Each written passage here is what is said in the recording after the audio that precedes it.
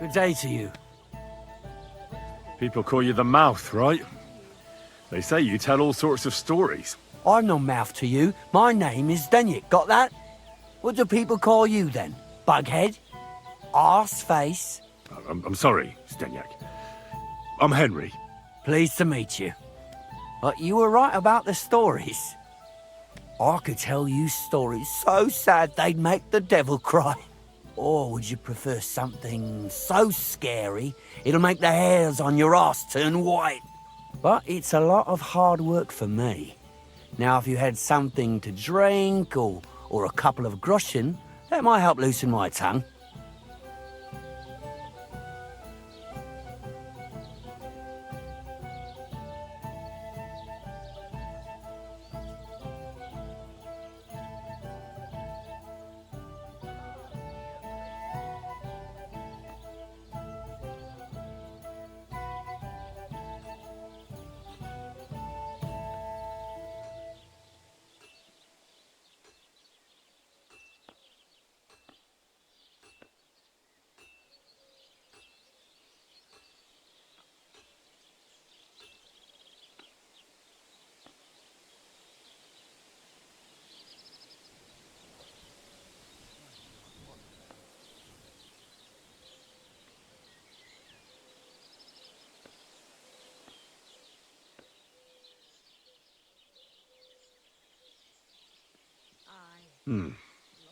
How can I know if it'll be worth it? If you don't believe me, ask anyone.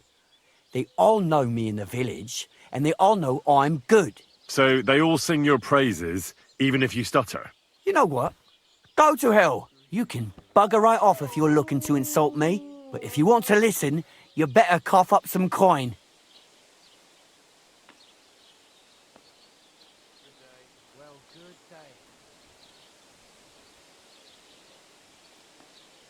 I know quite a few stories myself. How about a trade? A story for a story. All right, then. But if it's the one about the magic porridge pot, don't bother. I've heard it 100 times.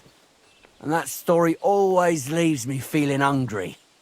I know a romantic tale about a knight, his lady love, and 3 impossible tasks he had to undertake to win her heart. He had to bring her the sweetest wine, tame the wildest horse, and make a crown with the rarest gem. And then? What happened when he'd done all 3? Well, the lady of his heart showed her gratitude by giving him the most precious thing she had. And I'm not talking about gold. Ho! A raunchy ending. That'll be popular with the lads round here. If I were you, I'd make it longer. To last a whole evening. Add a wicked stepmother, that sort of thing. It'll be a hit. And now, I'll tell you a tale in return. So what kind of story would you like to hear? I like stories that can teach me something. Stories with a moral. Haven't you heard enough of those in church? But it's not a problem. I have just the tale for you. And it's not one you'll hear from any priest. So, once upon a time, there lived in these very lands 2 brothers. The older was called Kuba, the younger, Matthias. They were both woodcutters, like their father and his father before him. One day, at the height of summer, they were working in the woods. The air was as hot as a furnace, so Matthias went to a nearby pond to cool himself. But as he was leaning over the cold water, there was a loud splash. His axe had got loose from his belt. In haste, he began to search the muddy bed of the pond, and his hands soon touched something hard and heavy. He pulled it out and could not believe his eyes. He pulled out an axe. Yes, but not his old one. It was an axe made of pure silver. Good God. I'd grab that without a second thought. Maybe you would, but Matthias would never. He was an honest man, and with a big swing he threw the silver axe back. He searched the pond again, and this time he pulled out his own axe. Nothing but dull iron and old wood.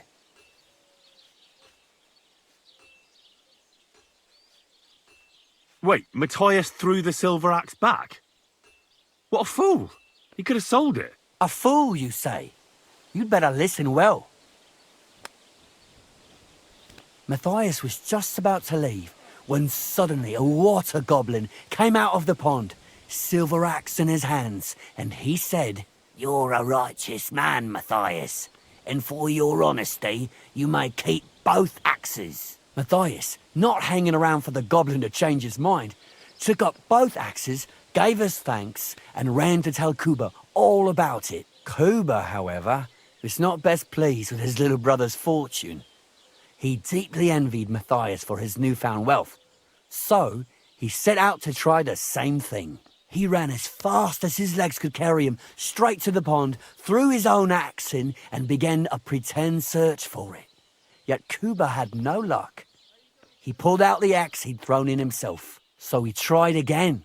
Tricked by sunlight, he grabbed something shiny, only to pull out his old iron axe again. Enraged, he hurled his axe back into the water and yelled, "Fuck this axe!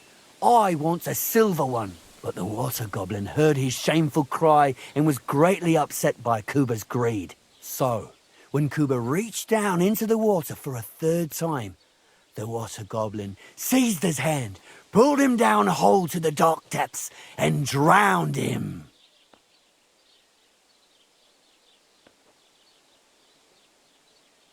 Oh, that's so cruel. I feel sorry for Kuba. Aye, and so did Matthias. He went to the water goblin and begged for his brother's body so he could take him home and bury him. But the path back from the pond led over a steep hill, and carrying the weight of the waterlogged body exhausted Matthias. He stopped to rest by an old oak tree, and he used a silver axe to cut off a branch that would serve as a walking stick. But it wasn't enough. Somehow, it was still getting harder to continue up the hill. Then Matthias realized it wasn't his brother's body that was weighing him down. It was the silver axe.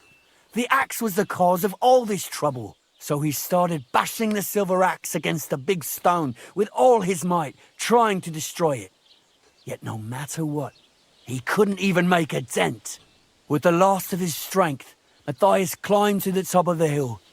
He knew he could go no further, so he found a pretty spot with a view over the valley and dug his brother a grave. There, he buried both his brother and the silver axe that had brought such pain upon them. His final act was to stick the oak branch in the ground by the grave. But lo and behold, the branch grew green leaves and became a tree. The locals have had no dealings with the water goblin since then, but some have had the bad luck to bump into him. And when you walk by the pier, where it all happened, you can still hear his chuckling.